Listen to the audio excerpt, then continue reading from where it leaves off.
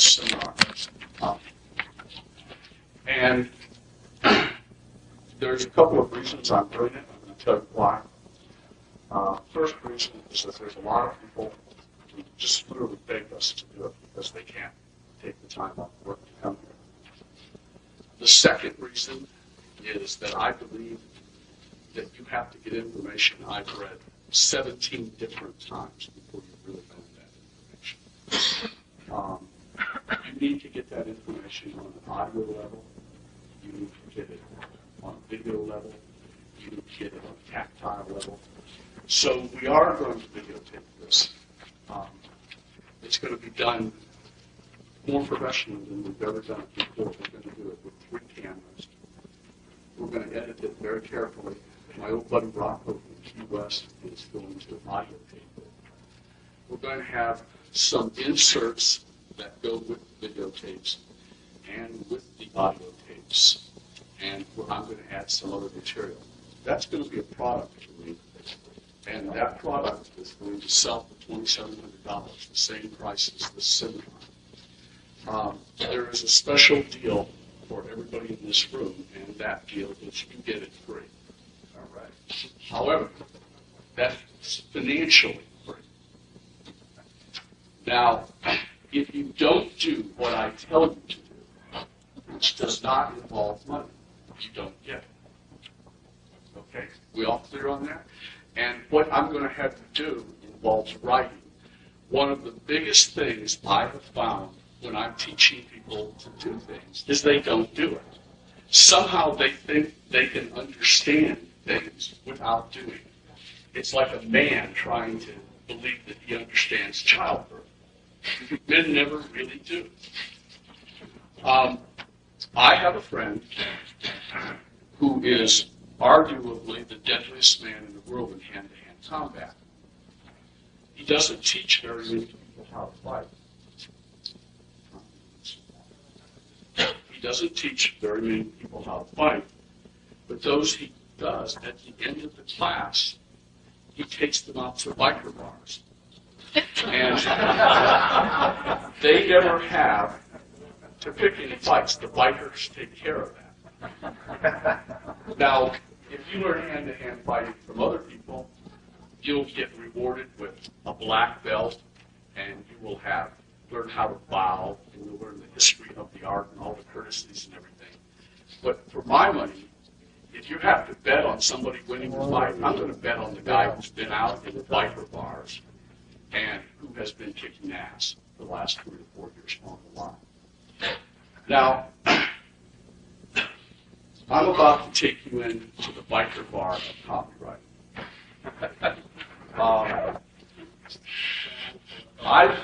Is anybody else in this room responsible for the mailing of 3.5 billion successful sales letters? Well, that means that we're going to do it my way. And doing it my way, we may as well get started right now. So, to begin this seminar, I would like to tell you the following. My name is Gary Halbert. I'm the best copywriter who ever lived. In the next 3 days, I'm going to teach you how to do it. I'm not going to take any prisoners, and I'm not going to take any shit from anybody. Pick up the envelope that's by your table right there. Pick up the pen that goes there. That's the envelope. This is an envelope. Now, envelopes have a return address on them, and that's where you write your name. I want you to all write your name right there. Anybody need help with that?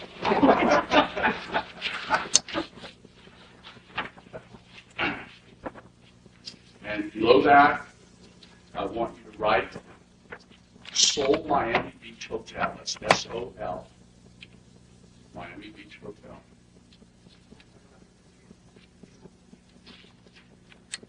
Okay. 3925. Is that right? 3925. Collins Avenue.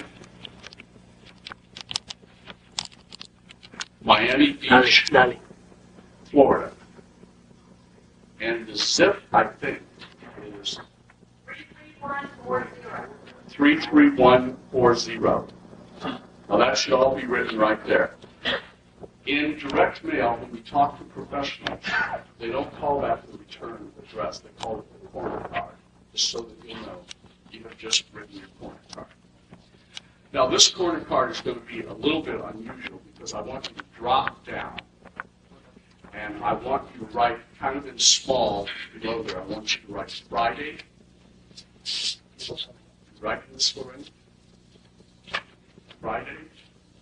And then I want you to write today's date, which is 19/4/1996. And below that, I want you to write the time, which is exactly by my watch 10:20 a.m. Now, in the middle of the envelope is where we address the envelope.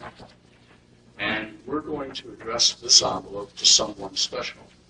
How many of you in the room have a mother that's living? Can I see your hands? How many of you, the rest of you, had a mother at one time? Did not?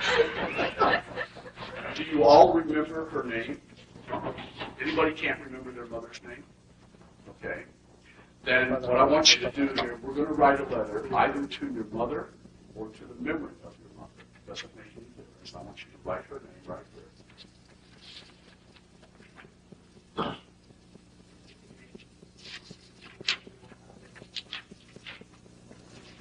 Okay. Now write in care of. Now, do you know how that goes? You go circle / little circle. That means in care of. And then write your name below that.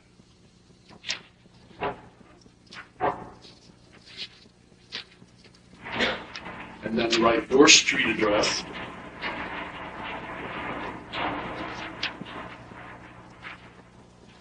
And then write your city, state, and zip below that.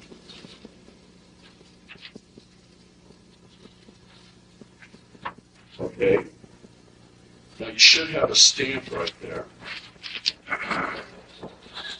Take that stamp and put it where the stamp goes, which is in the upper right-hand corner of the envelope.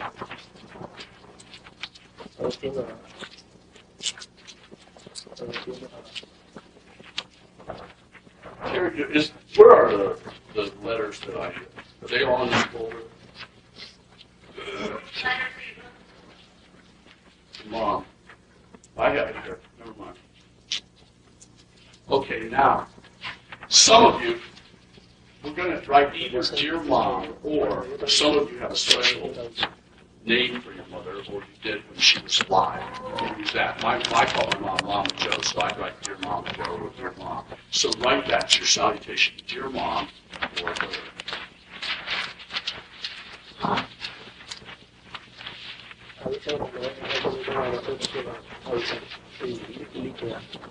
Okay, now we're going to write the first paragraph.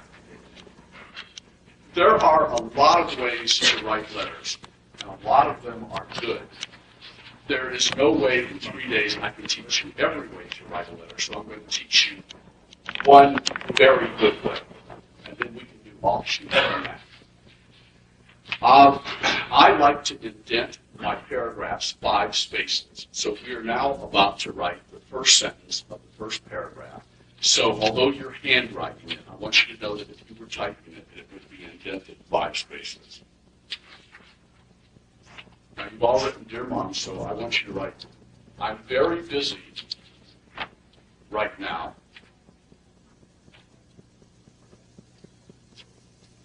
And I don't have time to call. So that's why I'm writing you this letter.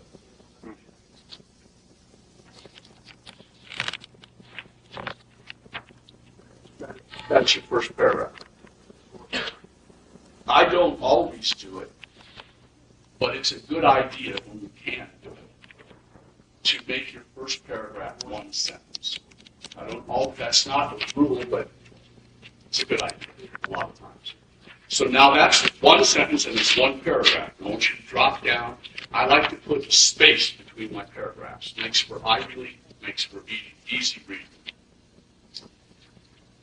Indent 5 spaces. You know, comma, mom. Not only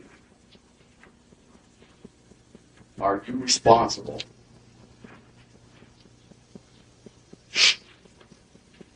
for my very existence,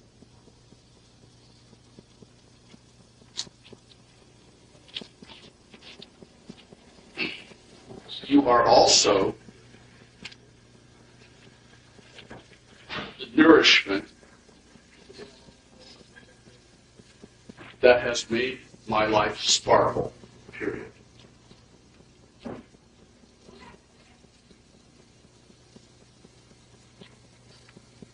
Period.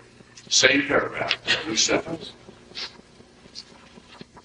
I'm under a lot of stress right now.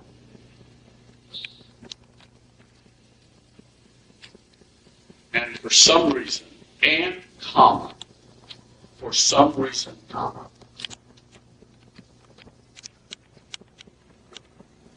I started thinking about you. Period. Same paragraph, new sentence. Slower. Who said that? Who? Where's your hand? Slower? Okay. I can get down to a level. What's the last thing you wrote there? I started thinking about you. Okay. And it has occurred to me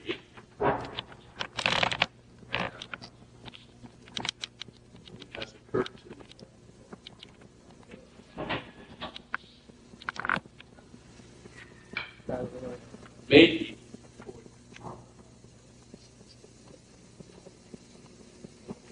I haven't let you know recently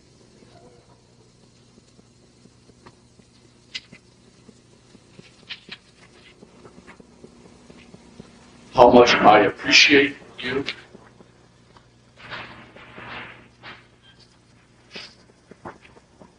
and how much I love you.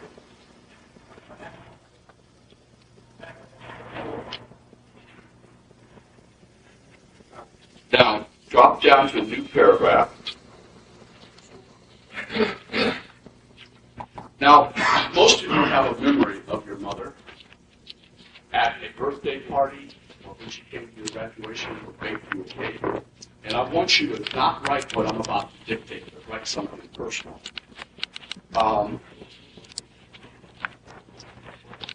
The new paragraph I have is, I especially like remembering you in that pink flowered dress you wore at my 15th birthday. Now I want you to write this new paragraph. I especially like remembering you. And you complete it. There's something that surely you especially like remembering.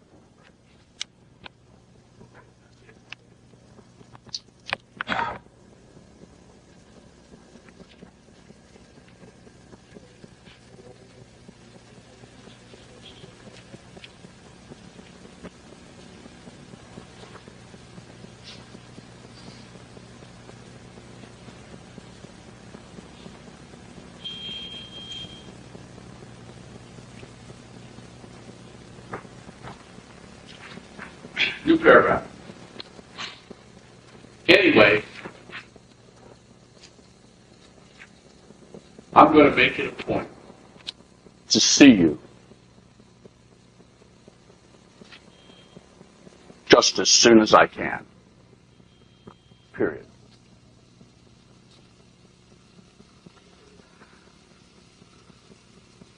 Now we're going to do the salutation. And unless it's a formal letter, salutations go on the lower right. If it's a sales letter, I usually write sincerely, but this is a letter to your mother, so I want you to write love or all my love or whatever. And then write your name or any pet name that your mother has for you.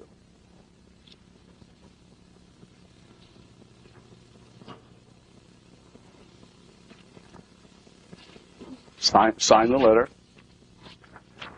Fold it up. No PS this time.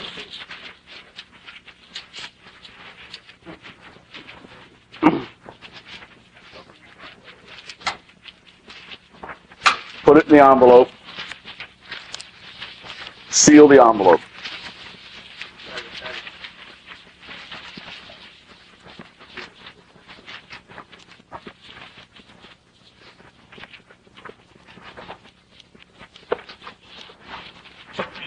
Okay. Now, pick up the next envelope. I'm going to go through that process again. In the corner card, you now know what the corner card is. Write your name.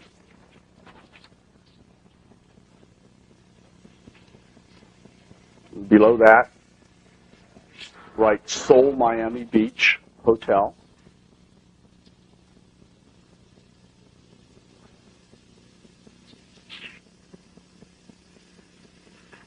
$3925 Collins Avenue.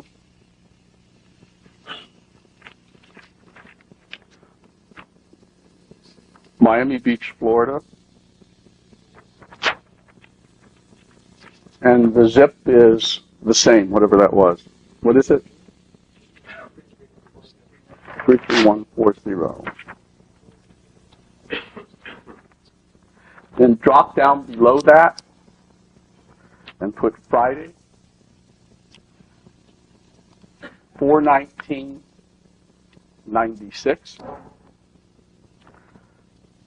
10:31 a.m. No matter whether or not you have a special name for your mother this time, I want you to write Dear Mom, and comma. Dear Mom, comma. Actually, we're going to change that. Dear Mom, colon. And put quotes around the word mom. Oh, I'm very sorry. I'm very sorry. I got ahead of myself. That's for the letter. We've got to address the letter. Address the letter to your mother in care of you at your address and put a stamp on the envelope. I go to the Bahamas every once in a while mentally. Actually, I go there a lot.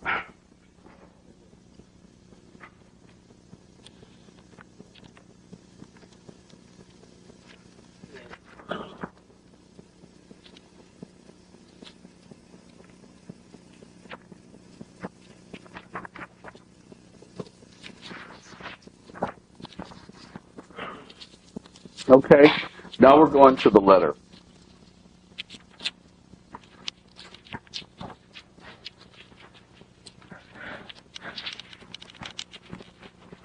Now I want you to write, Dear Mom, no special names, and put quotes around the word mom. Quotes before the first M, quote marks after the second M, and then put a colon instead of a comma.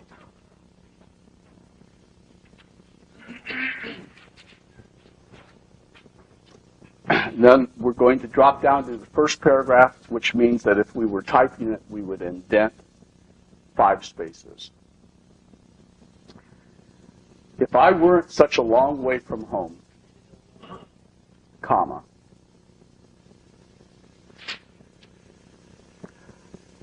I probably wouldn't have the guts to tell you this.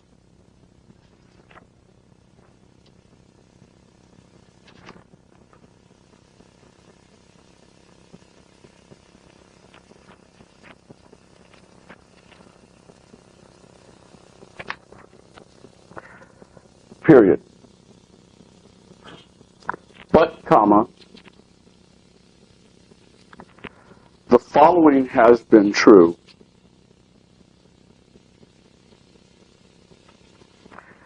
Ever since I was born. Period.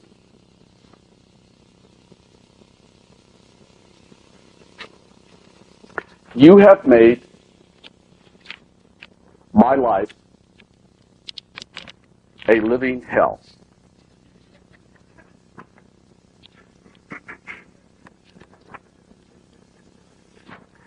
Every person I know has a mother that is superior to you in every positive way imaginable.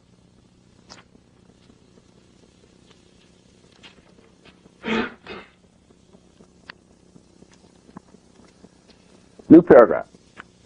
5 spaces.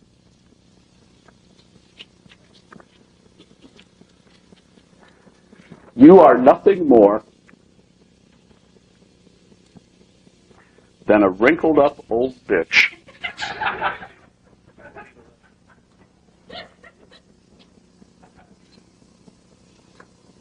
and, comma, as far as I'm concerned, comma, the biggest waste of skin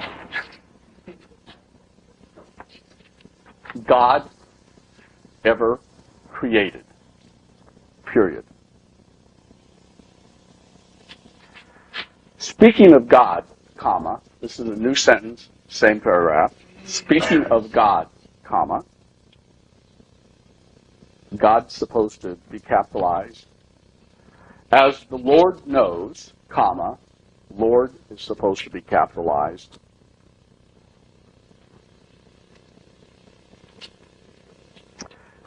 You're certainly not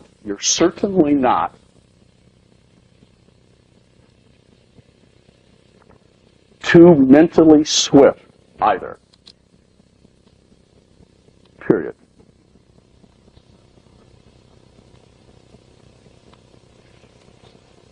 So, comma,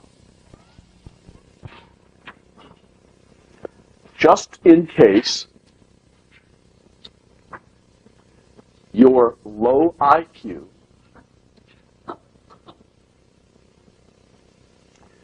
keeps you from understanding what I am trying to say, comma, let me make it perfectly clear. Dot, dot, dot.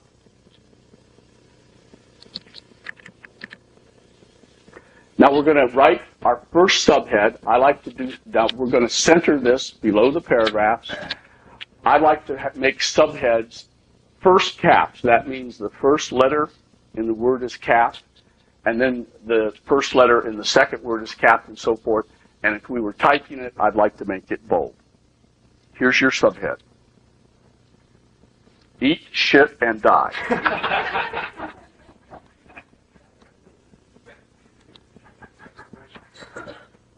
Exclamation point. Good addition. Now we're starting a new paragraph. We're going to indent 5 spaces.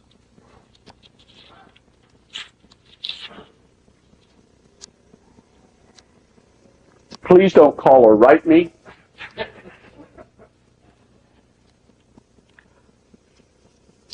Period. I have no inclination whatsoever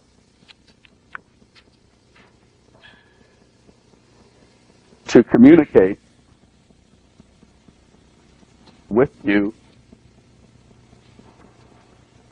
ever again.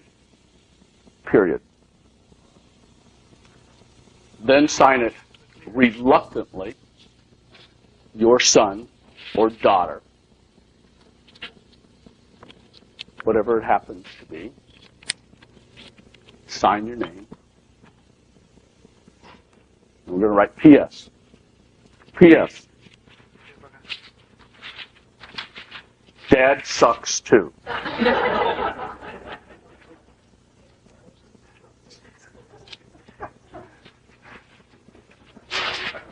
Fold those up, put them in the envelope and seal them.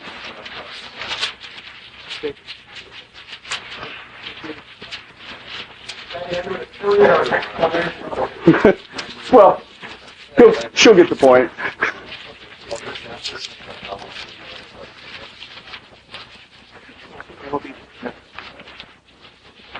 Okay, now if you turn around, you'll see this woman in the red coat with the pretty blue eyes, Audrey.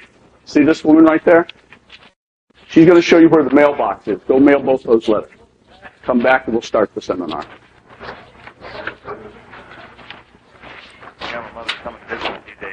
By the way, if your mother lives with you, do something to make sure she doesn't get the letter. Okay, I can understand that. Just keep it with you. It's just to make a point. Yeah, what about? Right, sorry. Good. Now, I want you to listen up. Sit down and shut up, Gene. You disrupt every seminar I have. There is a reason why I do everything I do, why I will do everything that I do in this seminar. I will not explain that. I will not stop to explain it while I'm doing it, but afterwards, I do want to explain it because I want you to all understand this.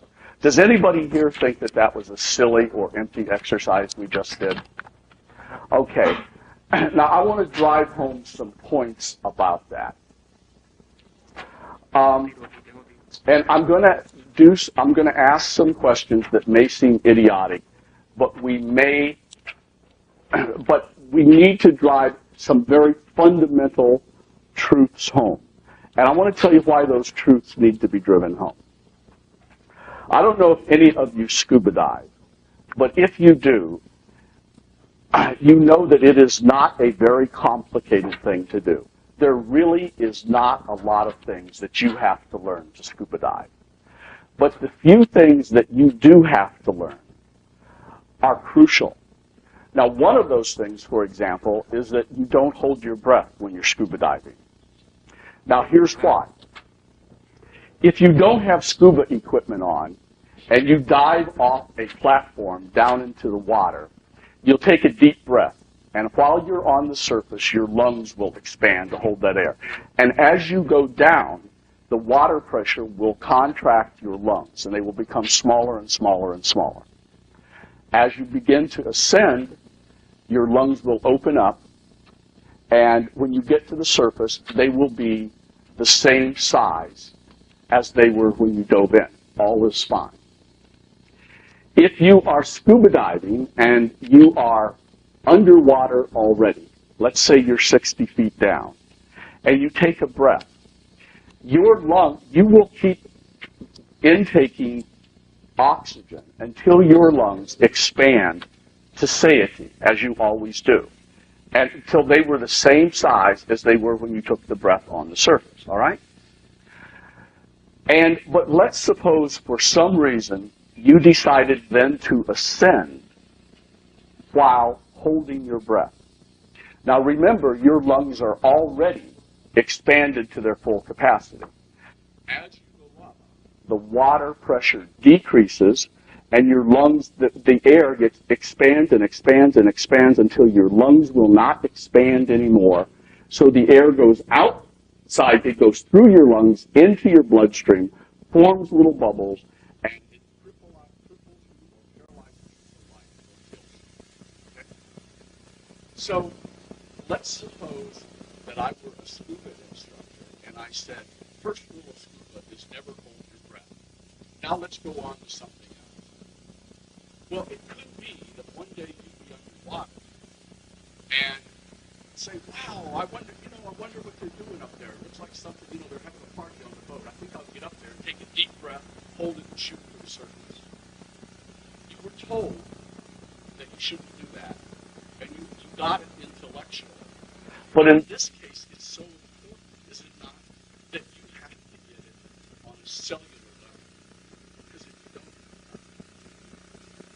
Now, I'm going to teach you some very, very sophisticated, complex things. But the more important things that I have to teach you are very simple, because that's where everybody goes bad, is on fundamentals. People do not die scuba diving because they were eaten by sharks, attacked by octopuses, or what have you. You know how they die? They die from holding their breath, or they drown because they run out of air. And my first job here is to make sure that you get the fundamentals right. Now I want to ask a question, the lady in the blue blazer. The love letter that you wrote to your mother, the postage that you put on it, how much was that postage stamp cost? 32 cents. And the oral hygienist over here, the hate letter that you wrote to your mother, how much was the postage? Okay. How much difference in time? This fellow with the ponytail and the blonde hair, what's your name? Joe. Joe? How much more time did it take you to address the hate letter as opposed to address the love letter? About the same? Okay. Mike, how much time did it take you, difference in time was there to write the hate letter versus the love letter? No difference. No difference at all. I'd like to see a show of hands of those of you who think if your mother really received these letters, that there would be a dramatic difference in response from one letter to the other. Can I see your hands? Do you all believe that? Now, isn't that curious? The postage was the same. The envelope was the same. The amount of work required was the same. The letter shop work, which you did, letter shop, by the way, is the term for folding and inserting the envelope and sealing it, putting the address on and stamping it. It was the same. The only difference is the words on the piece of paper. That's the only difference. And words truly are the most powerful thing in the world. You can use words to wound. You can devastate people with your words. You can use words to encourage and to pump people up. You can use words to make you a fortune. You can use words, and I have done this, that'll cause you to get lawsuits and lose your fortune, okay? But the power is in what you write. Now, there's a lot of people, nobody hardly ever does it anymore because they're afraid to do it with me. But it used to be at my seminars, the first question I would get is, what kind of word processor or computer do you think I should use? And then I'd just go ballistic, you know. And all of these things are technical things. And I'm going to teach you, what I'm going to teach you here is what you really need to know. Now, every year, maybe once or twice or 3 times a year, you should do what you just did. You should handwrite a letter. You should handwrite addresses. You should get peel and stick labels. You should put them on envelopes. You should apply the stamps yourself. You should fold the letters. You should put them in the envelopes. And you should take them to the post office. You know, the last seminar that I did of this nature, in fact, the only other one, and this will be the last one for a long time, I got a letter from a woman by fax as soon as she got off the plane. Or not quite as soon as she got off the plane. Actually, it was when she got back to her office because she had a little bit of delay in going home. And she said, everything you taught us at that seminar came home to me when I went there and those 2 letters to my mom were on my desk. Because it was a reminder. Now, will or will you not remember those letters for the rest of your life? Will you remember them, ma'am? You're mad at me, aren't you? Oh, you're not? Okay. That means I'm a failure because you know.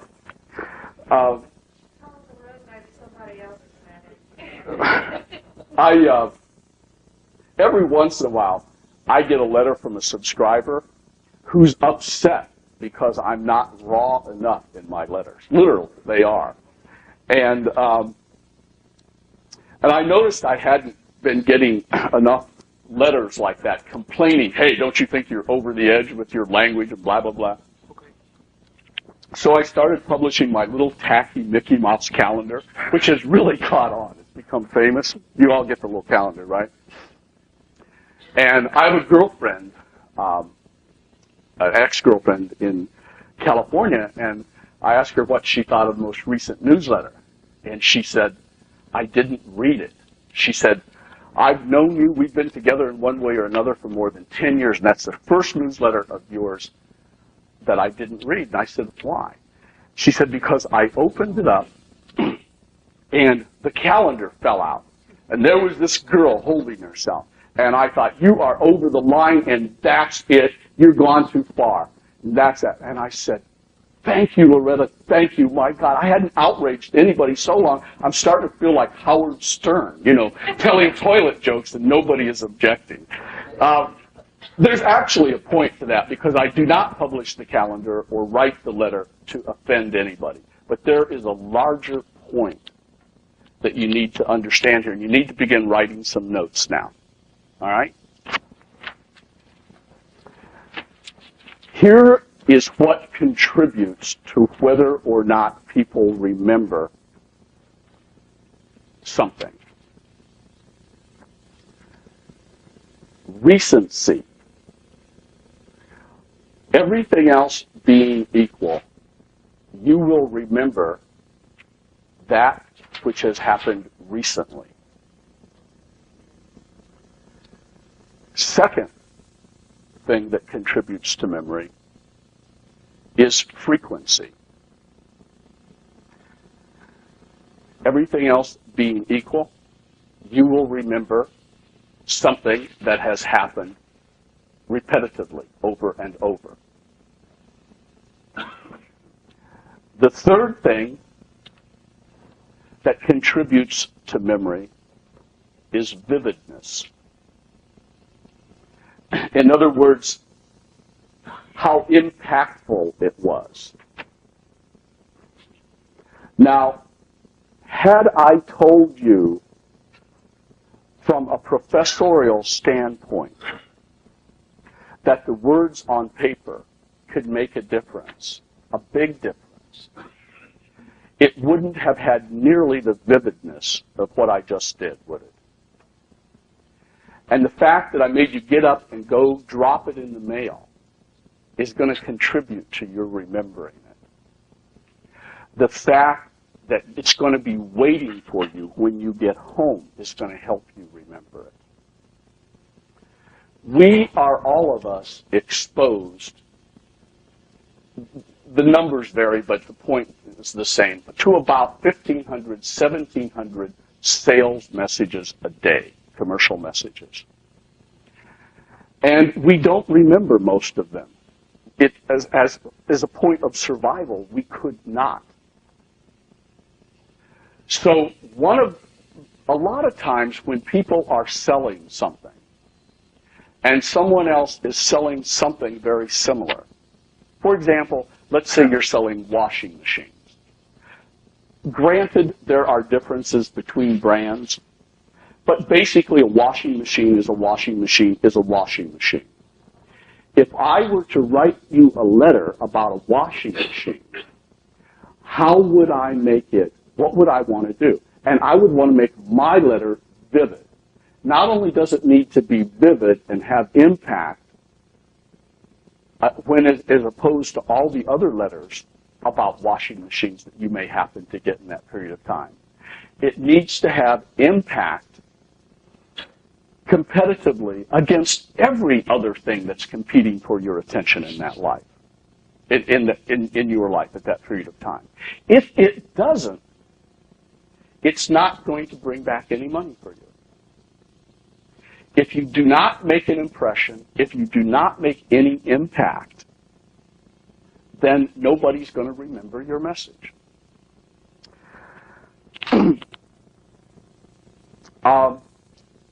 It has been suggested to me over the years by some well-meaning people that I tone down my newsletter. And if I had done that, I wouldn't have received as many bitch letters as I have. But also, 60% of my subscribers would not be lifers, and I wouldn't have the renewals that I have. What you want to remember is that you are going after people, the buyers. Now, I believe that you should not attempt to deliberately offend anybody. But almost the first thing you should learn about writing is that almost everybody who writes thinks that they are writing too emotionally. And the truth is, you're not writing emotionally or impactfully enough. What helps, I think, is for you to remember, or to have it illustrated for you, what we're playing for here, okay? I'm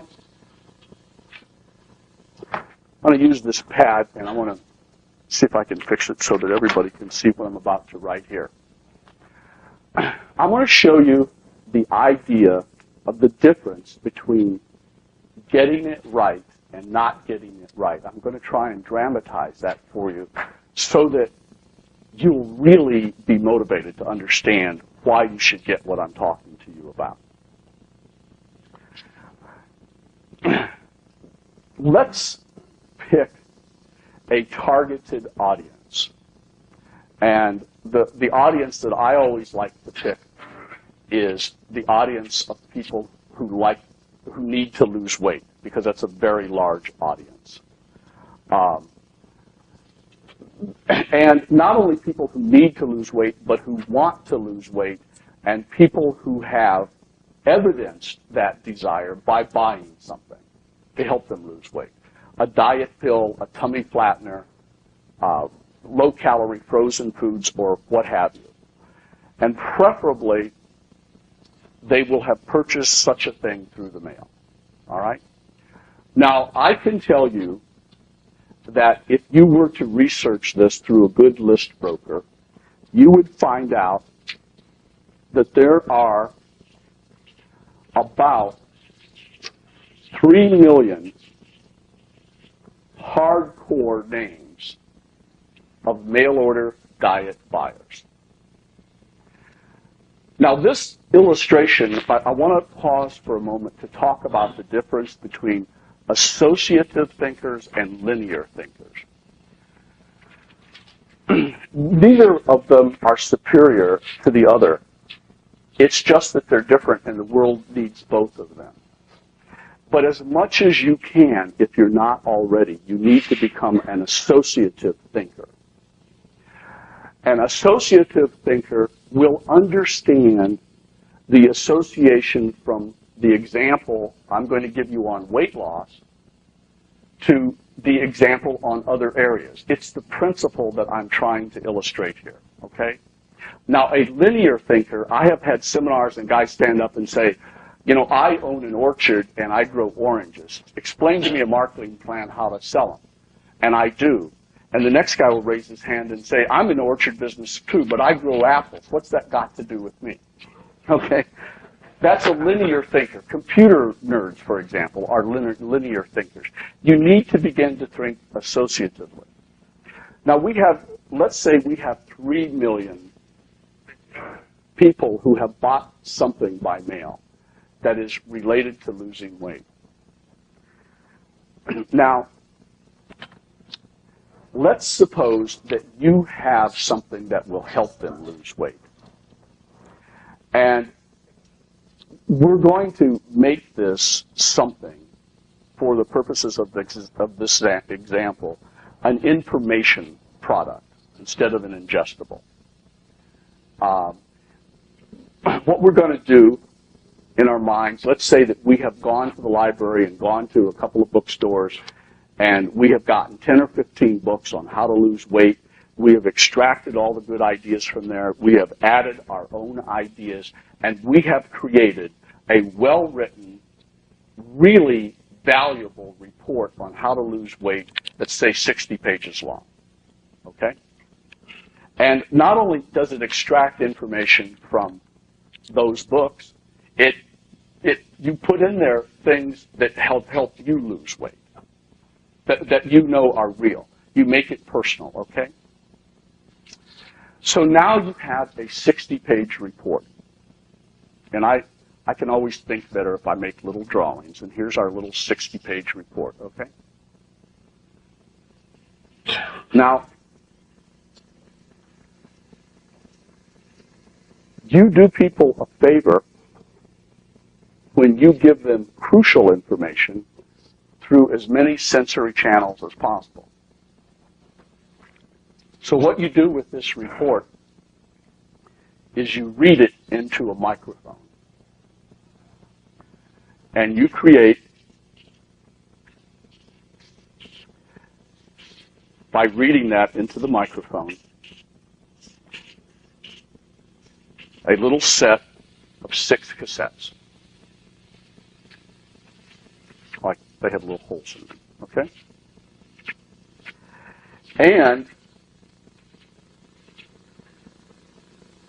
to make a further impact on the person and convince them of what you're doing, you have a videotape that you made.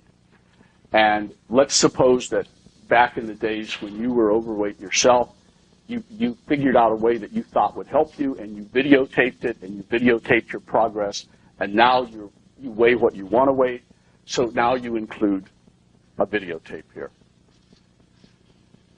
Okay? Now, some of you know the answer to the next question better than I do. This is a videotape. Now, let's talk about, and we put all of this in a nice package. Okay, a little box, and they open it, and there's the report. It's like this thick, and on top of that are the 6 tapes, and here's the videotape. And we put a nice case in it. Let's talk about how much that cost. Some of you know. Does anybody give me a good guess on how much the 60-page report's going to cost to print? Somebody here must have a clue. Huh? 90 cents? But, okay, that might be a little high, but let's make it $1. Anybody in here know anything about audio tapes? How much do you think it would cost to make the 6 audio tapes? $3 a piece, or for all 6? No, for all 6. For all 6. Anybody here know what it would take to cost to do the videotape? $2? Okay. Now, how about the case to put it in? One of these little plastic cases that'll hold everything? Somebody give me a clue? Huh? $2? Okay. Now that's our fulfillment package cost, right? $1 plus 3 is 4, plus 2 is 5, plus 2 is 7. We haven't mailed it yet, though. I knew that. I was just checking to see if you catch it. It's $8, right? Okay. Now we have to ship this out to the people. How much is it going to cost us to ship it? Somebody in this room knows approximately. Huh? $3? $3? So what are we at? $11? Okay. And we have a package here of pretty high perceived value, do we not? With a fulfillment cost of $11. Now, I'm looking around. I don't have any of you, I don't see except for Gene Dowell, I don't see any porkers in the room. Have any of you ever had a weight problem at all? Can I see your hand? Weight problem? Okay. Did you have difficulty overcoming that weight problem? Okay. Now, I want to see if you know the answer to that, because maybe you wouldn't. But what do you think a person who is 50 pounds overweight would pay just for a magic pill that would make them at their proper weight for the rest of their life with no negative effects on them? That would be, What do you think a person would pay? Gene, what do you think somebody would pay? How much? Couple hundred? Now remember what I'm talking about. I'm talking about this. This is not true. There is no such thing. But suppose there were one magic pill. You took it once. You would never have a weight problem again. The weight would go away. What do you think? About 6 months pay. About 6 months pay. Okay. Anybody else have an opinion of what someone would pay? Everything they could afford. You got it. Everything they would afford. They would sell their house, sell their car. If it were true, and they believed it, they'd pay everything. They would. You know, so the point I want to make here, though, is when they decide whether or not to buy this, how much consideration do they give to how much you paid to print the reports and dupe the audio and videotapes? None whatsoever. There's only one thing they care about. Will that work? Okay? Now let us suppose that your letter convinces them that what you have for them will work. All right? And so we price it at $69.95 plus $4 shipping and handling. That's a good price point, by the way. Now we're going to round that off to $74. That's the price. Okay? But price is not profit. So we have to subtract the cost of filling that order.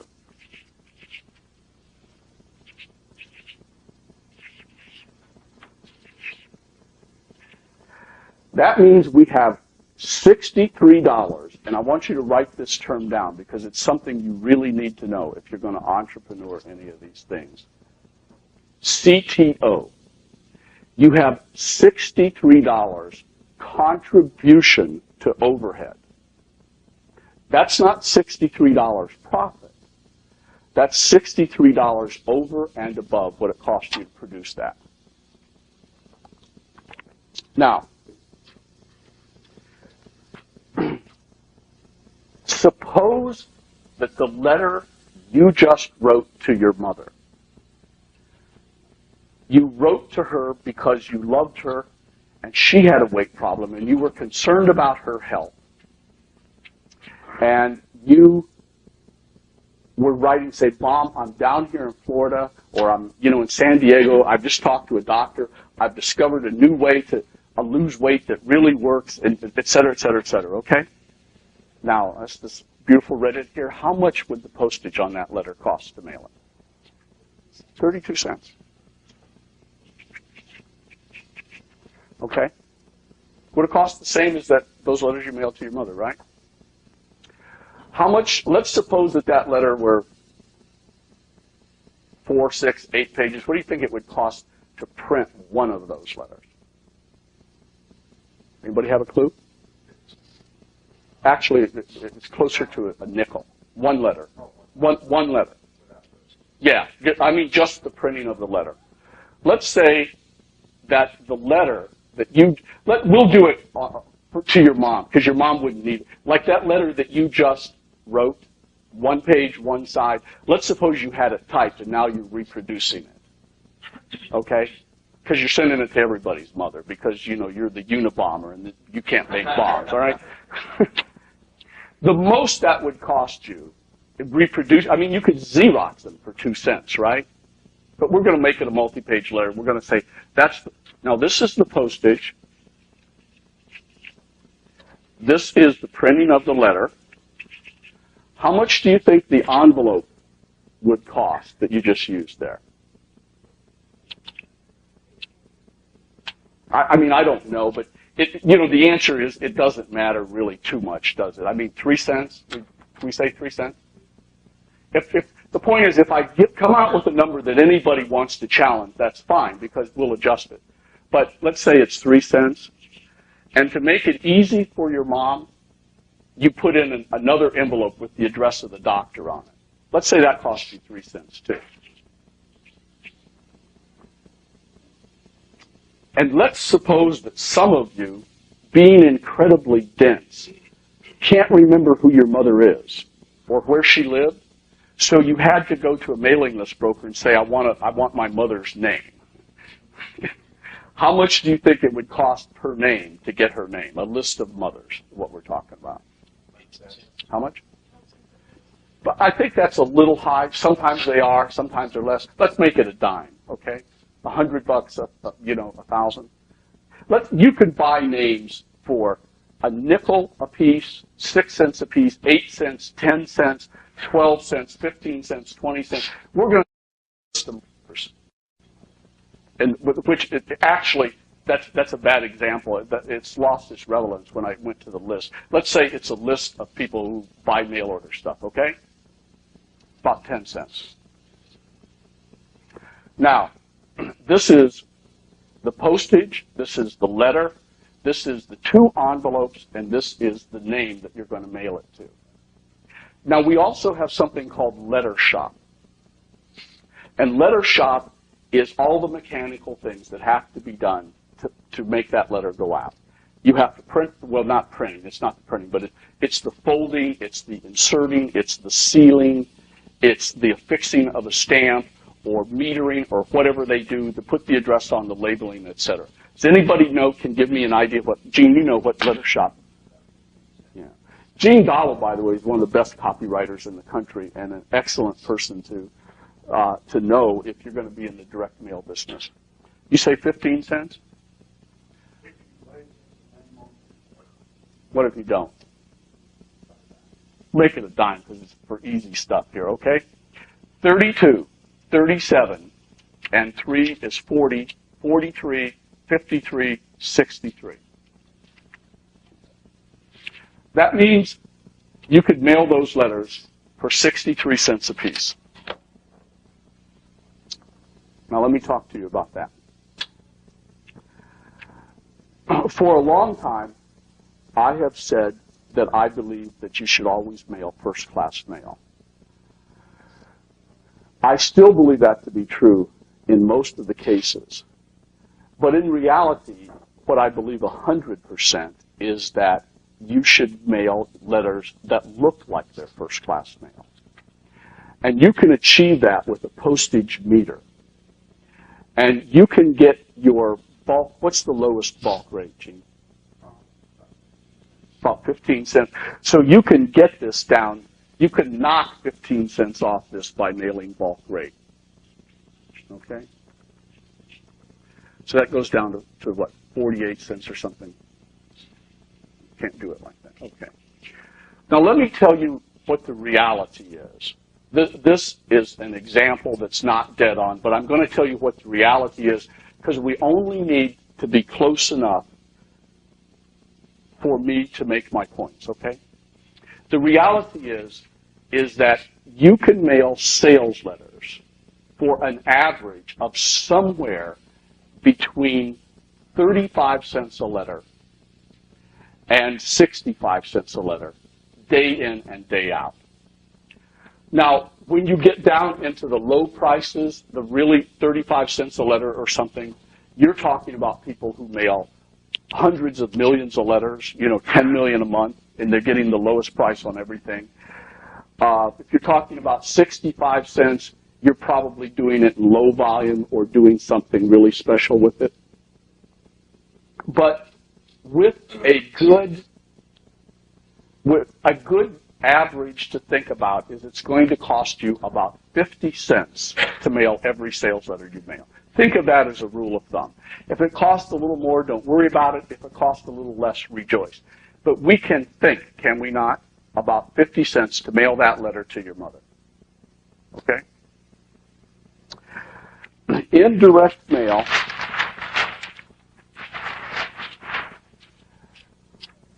as you become versed in it and talk to the people in the business, you will find that everybody talks per thousand. How much does it cost? They don't even say the end of it. and they'll say $50. That means $50 per thousand. And a lot of times they write that per M, capital M. So we're going to start talking in terms per thousand. So if our letter to the people who need to lose weight costs 50 cents a piece, what does it cost, obviously, to mail 1,000 of those? $500. And that is the figure that I use, unless there's something unusual about the mailing I'm doing, to calculate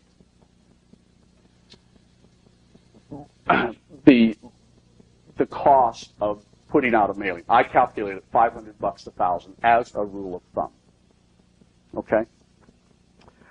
Now, let's say that the letter that we did to describe our product is really, really good. And remember, we've got a 60-page report, 6 audio cassettes, we've got a videotape. We're selling it for $69.95 plus 4. Let's say that we're mailing it to really core lists. What do you think is a reasonable response that we could expect to get? Not outrageously good, not outrageously bad. What could we get making a mailing like that? 2%? Yeah, that's a pretty good thing. 2% of 1,000. And please don't think I'm talking down to anybody, because when I make mistakes, I make them on the kindergarten level. That's where everybody makes them, 2% of 1,000 is how much? 20. Now, let's go back over our fulfillment cost.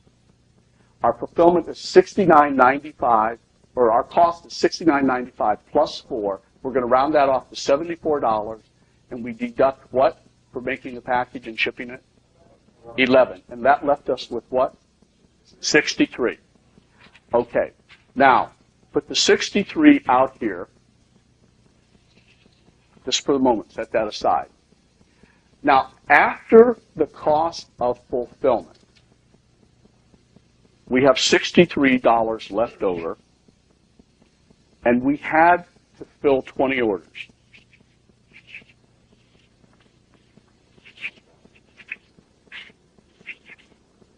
Okay? $1,260. But we spent $500 to get it. Now remember, this is already deducting the cost of product, but we still have to minus the $500. $760 per thousand, right? Now, again, I'm not talking down to you. I would rather be fundamental than have important points missed. How much is that per letter? Profit. No, per one letter. 76 cents profit a letter.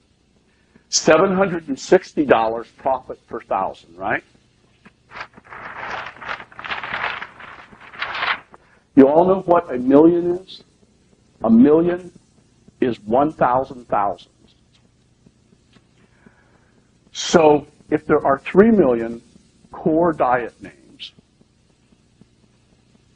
it means there are 3,000 thousands, does it not? Okay. This is what we are making per thousand, and there are 3,000 .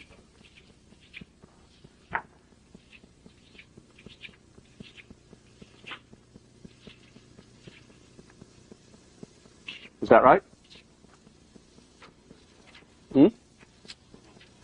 $2,280,000 profit, not counting what you would make on the back end, selling related products, not counting list rental. How far are you away from being able to do that? One letter. That's exactly how far you are away from being to do that.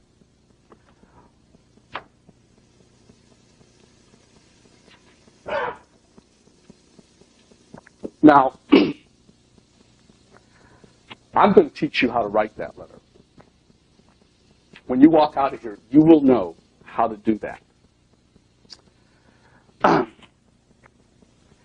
And I am somebody who really knows how to do that. There have been 600 million of these letters written, mailed so far.